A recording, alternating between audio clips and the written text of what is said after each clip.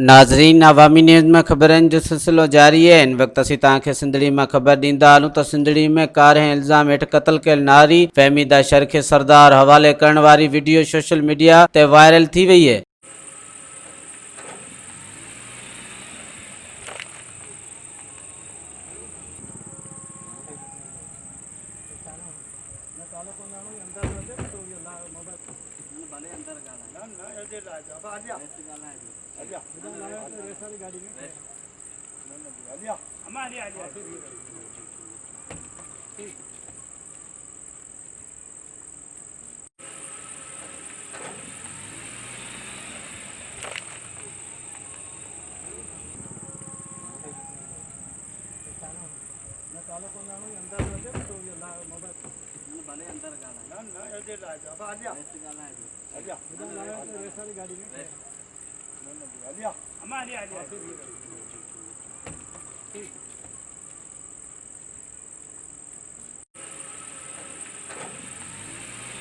मज़ीद खबरों और तफसीलात के लिए विज़िट करें हमारी वेबसाइट www.awamiNewsHD.com।